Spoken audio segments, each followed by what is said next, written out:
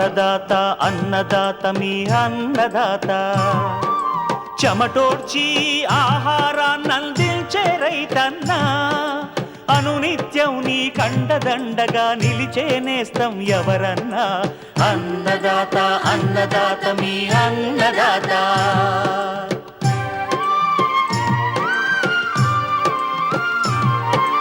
నూతన రీతుల సాగుబడికి నూరింతలు పెరిగే దిగుబడికి సూచనలిచ్చే సస్య రక్షణకు పశు పోషణకి శాస్త్ర విజ్ఞానం అందించి ముందుకు నడిపే తెలుగు రైతు భారతదేశానికి మకుటం అయ్యేలా తీర్చిదిద్దే ఆశయంతో మిమ్ము మేలు కొలిపేది అన్నదాత అన్నదాత అన్నదాత మీ అన్నదాత అన్నదాత అన్నదాత మీ అన్నదాత. అన్నదాత ప్రేక్షకులకు నమస్కారం. ఈనాటి ముఖ్యాంశాలు: ఉత్తర కోస్తాలో ఖరీఫ్ వరిలో ఎరువులు నీటి యాజమాన్యం, వర్షాకాలం గొర్రెల్లో వ్యాధులు వ్యాపించకుండా తీసుకోవాల్సిన జాగ్రత్తలు, ఇంకా జై కిసాన్ వ్యవసాయ సమాచారం.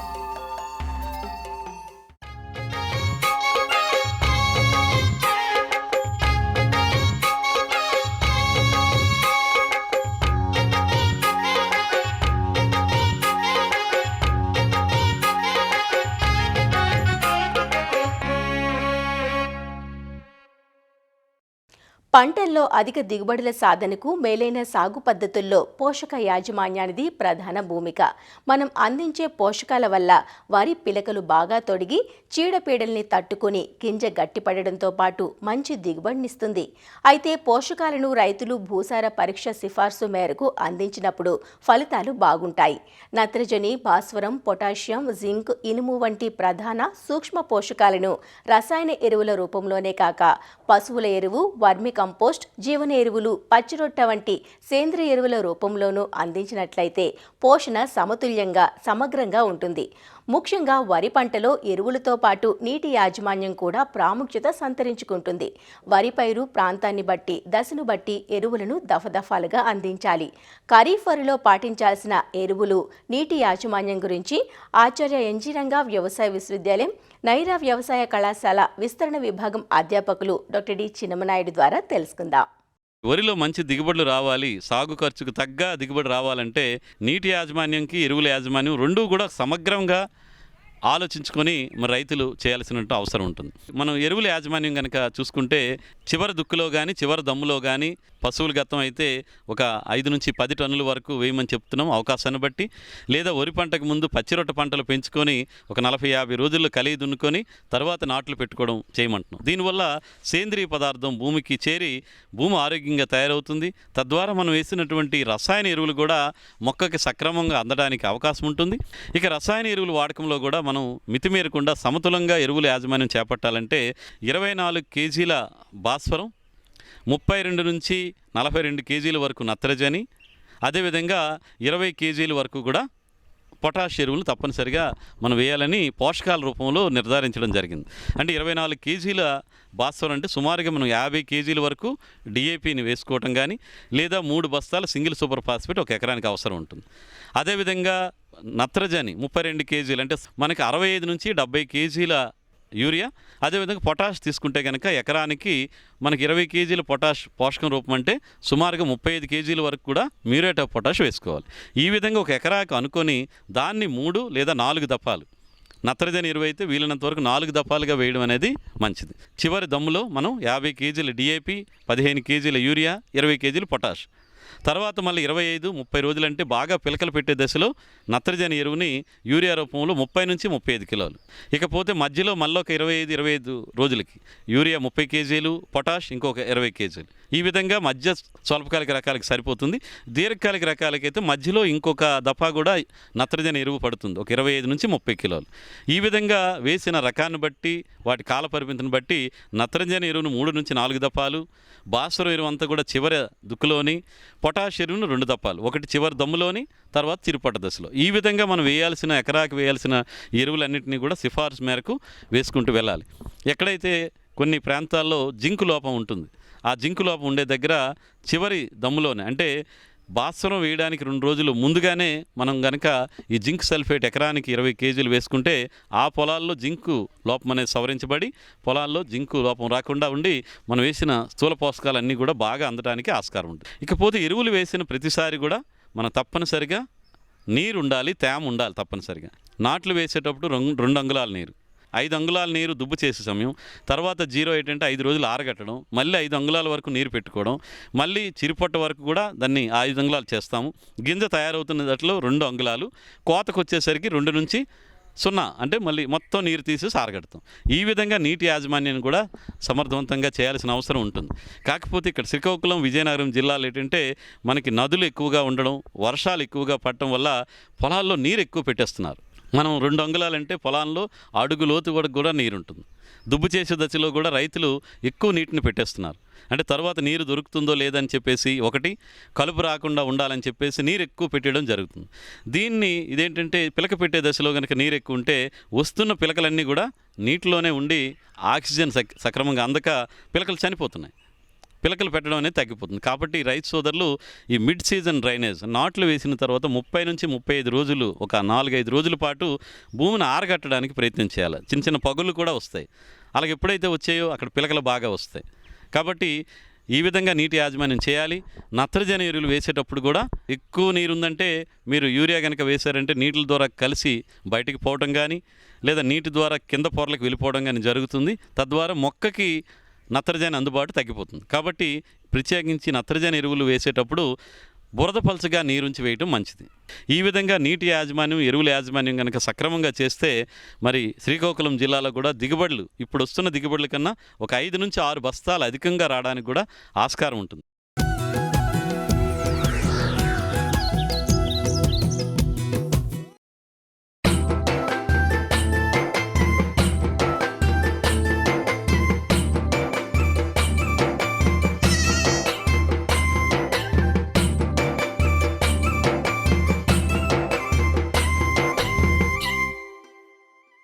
వర్షాకాలం అంటేనే వ్యాధుల కాలం.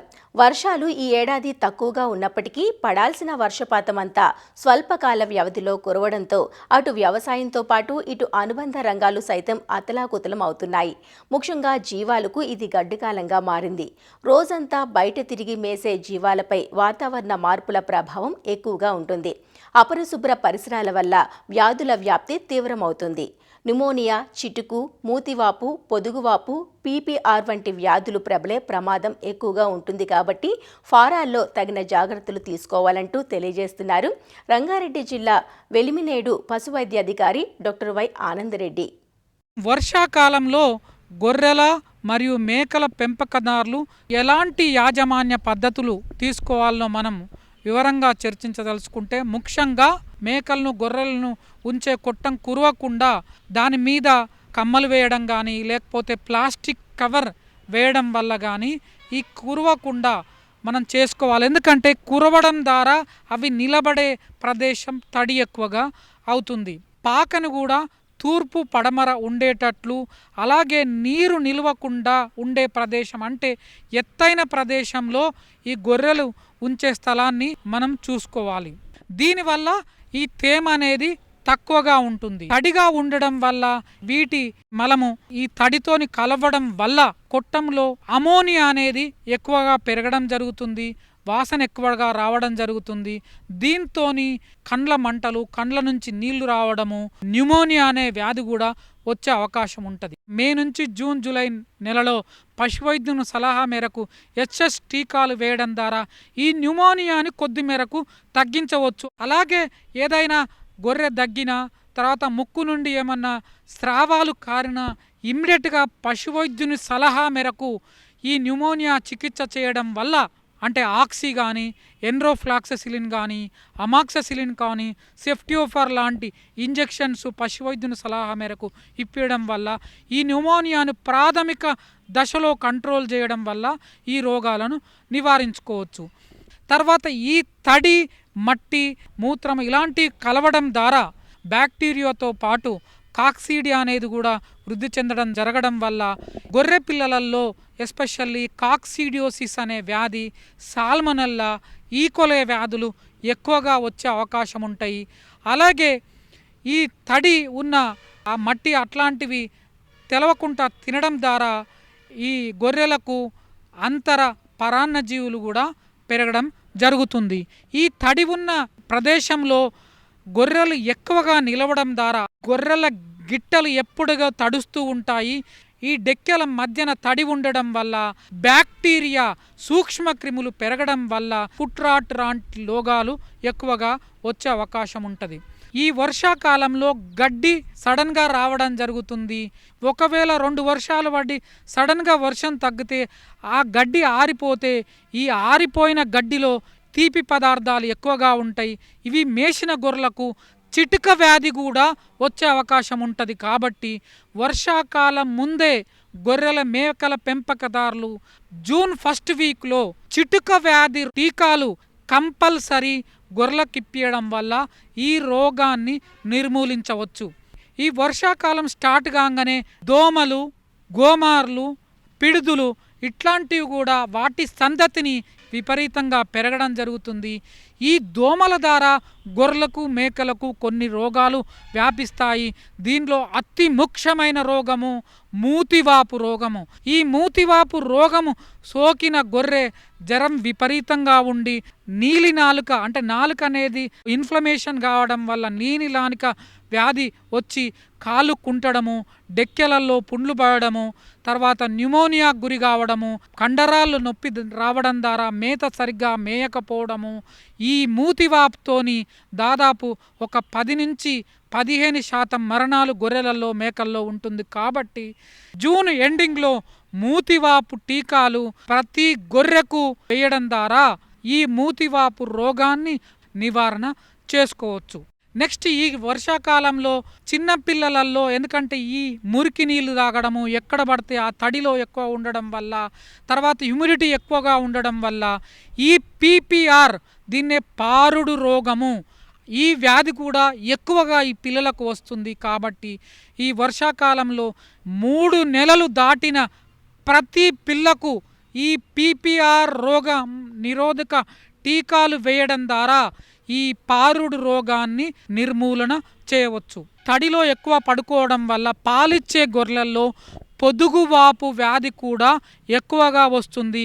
ఇది ప్రాథమిక దశలో కనిపెట్టి ఇమ్మీడియట్గా పశువైద్యుని సలహా మేరకు ఈ పొదుగువాపు మందులు ఇప్పిస్తే నిర్మూలన చేయవచ్చు. పశువైద్యుని సలహా మేరకు ఈ దోమలకు, తర్వాత టిక్స్కు, గోమార్లకు ఇట్లాంటివి వాటికి సైపర్మెత్రిన్ కానీ, తర్వాత అమిట్రాజ్ కానీ మందును తగు మోతాదులో గొర్రెల, మేకలపై స్ప్రే చేయడం ద్వారా, లేకపోతే ఐవర్మెక్టిన్ అనే ఇంజెక్షన్ ఇప్పించడం వల్ల బాహ్య పరాన్న జీవులను కూడా నిర్మూల చేయవచ్చు. ఇలాగ ఈ వర్షాకాలంలో నాసల్ బ్లోడ్స్, ముక్కు లోపల పురుగులు విపరీతంగా చేరడం వల్ల ఈ ముక్కు అనేది కారణం జరుగుతుంది. ఇవి ఉంటే పశువైద్యుని సలహా మేరకు ఈ నాసల్ బోర్డ్స్ అగనెస్ట్గా ఐవర్మెక్టిన్ ఇంజెక్షన్, రఫాక్సనేడ్ మందు కూడా తాపించుకోవడం చేయాలి. అలాగే ఈ వర్షాకాలంలో గడ్డి మేస్తప్పుడు కూడా కొంచెం నీరు కూడా శరీరంలోకి పోతుంది. కాబట్టి అది ఈ జ్యూసీ లీవ్స్ ఎక్కువగా తినడం వల్ల గొర్రెలు, మేకలు వర్షాకాలంలో పారుకోవడం ఎక్కువగా ఉంటుంది. పశువైద్యుని సలహా మేరకు నట్టల మందులు వాడించుకోవాలి. అలాగే ఈ గడ్డి కూడా ఎక్కువ తడి ఉండే ప్రాంతంలో కాకుండా కొంచెం ముదురు గడ్డి ఉన్న ప్రాంతంలో మేపడం ద్వారా ఈ మెత్తడి పెండని నివారించవచ్చు. ఎందుకంటే గొర్రెలు, మేకలు మెత్తడి పెండ వేయడం ద్వారా అది శక్తిని కోల్పోవడం జరుగుతుంది. దాంట్లో ఉన్న ఎలక్ట్రోలైట్స్ లాస్ కావడం జరుగుతుంది. వీలైతే ఈ వర్షాకాలంలో కొంచెం ఎండుగడ్డిని కూడా ఇవ్వడం వల్ల ఈ మెత్తటి పెండని రాకుండా చూసుకోవచ్చు. ఈ వర్షాకాలంలో దానపై ఫంగస్, బూజు చేరడం జరుగుతుంది. దీంట్లో అఫ్లటాక్సిన్స్ అనేటివి కూడా ఉంటాయి. ఇట్లాంటి దానాన్ని పెట్టినప్పుడు ఈ గొర్రెలకు, మేకలకు లివర్ ఖరాబు కావడం జరుగుతుంది. కాబట్టి ఎట్టి పరిస్థితుల్లో గొర్రెలకు, మేకలకు ఈ మౌల్డీ ఫీడ్స్ను వేయకుండా చూసుకోవాలి. ప్రతి వారం తడి ఉన్న ప్రదేశాల్లో ఈ బ్లీచింగ్ పౌడర్ వేయడం ద్వారా పొడి సున్నం చల్లడం ద్వారా దాంట్లో ఉన్న బ్యాక్టీరియాని మనం చంపడము ద్వారా ఈ డెక్కెలు చెడిపోకుండా చూసుకోవచ్చు. వీలైతే కొట్టంలో మంచి వాటర్ అందియడము, వర్షాకాలం స్టార్టింగ్లో నిమటోడ్స్కి అగెనిస్ట్గా కంపల్సరీ ఆల్బెండజోల్ కానీ ఫెన్బెండజోల్ కానీ తర్వాత ఐవర్మెక్టిన్ కానీ ఇలాంటి మందులు సెప్టెంబర్ అక్టోబర్ నెలల్లో ఫ్లూక్స్, ఆంఫిస్టోమ్స్, తర్వాత నిమటోడ్స్ ఈ 3 రకాలు ఎక్కువగా ఉంటాయి కాబట్టి కంపల్సరీ ఈ మిక్స్డ్ ఇన్ఫెస్టేషన్కు వాడే మందులైన క్లోజెంటాల్ కానీ తర్వాత ఫెన్బెండజోల్, ఐవర్మెక్టిన్ కానీ రఫాక్సనైడ్, లివామిజోల్ కానీ ఉన్న కాంబినేషన్ డ్రగ్స్ పశువైద్యుని సలహా మేరకు తగు మోతాదులో అన్ని గొర్రెలకు వాడుకోవాలి. డిసెంబర్ జనవరిలో లివర్ ఫ్లూక్స్ సోకే ప్రాంతం అప్పుడు ఫ్లూక్స్ నివారణ మందులు ట్రైక్లాబెండజోల్ ఇట్లాంటి నివారణ మందులు తాగించుకోవడం వల్ల ఈ అంతరం పరాన్నజీవులను నిర్మూలించవచ్చు. దొడ్డి చుట్టూ చెత్త చెదారము లేకుండా ఈ దోమల ఆవాసం ఉండకుండా చూసుకోవడము, తర్వాత దొడ్లో తడి ఉన్న కాడ బ్లీచింగ్ పౌడర్ చల్లడం ద్వారా ఈ బ్యాక్టీరియా కానీ దోమలు కానీ నివారణ చేసుకోవచ్చు. ఈ వర్షాకాలంలో గొర్రెల మేకల పెంపకదారులు చేయవలసిన అతి ముఖ్యమైన పని గిట్టల సంరక్షణ. ఎందుకంటే ఈ వర్షాకాలంలో గొర్రెలకు మేకలకు అతి సాధారణంగా వచ్చే వ్యాధి గిట్టపుండు వ్యాధి.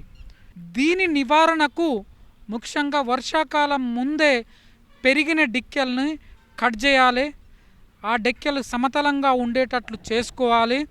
అలాగే ఈ డెక్కెల మధ్యన పుండ్లు పడకుండా అతి ముఖ్యంగా ఏంటంటే పశువు దొడ్డి దాటే ముందు ఒక సిమెంట్ తొట్టి కట్టుకొని 10% కాపర్ సల్ఫేట్ కానీ 10% జింక్ సల్ఫేట్ కానీ లేకపోతే 3% ఫార్మలిన్ ద్రావణాన్ని వేసి ప్రతి 2-3 రోజులకు కానీ వారానికి ఒకసారి కానీ ఈ ఫుట్ బాతింగ్ చేయడం వల్ల దాదాపు 70% ఈ కాలుకుంటు సమస్య నివారణ చేసుకోవచ్చు. అవసరమైతే తొలి దశలనే పశువైద్యుని సలహా మేరకు పెన్సిలిన్ టీకాలు కానీ ఇంజెక్షన్స్ కానీ లేకపోతే టెట్రాసైక్లిన్ కానీ సెఫ్టియోఫర్ సోడియం ఇంజెక్షన్స్ ఇప్పించడం వల్ల ఈ కాలి పుండు సమస్య తొలి దశలోనే నివారణ చేసుకోవచ్చు. ఒకవేళ ముదిరిన వరకు కాలిపుండు సమస్యను పట్టించుకోకుంటే అవి కాలి గిట్ట చెడి విపరీతంగా గొర్రెలకు కుంటుడు వచ్చి ఆర్థిక నష్టం కూడా రైతుకు కలుగుతుంది.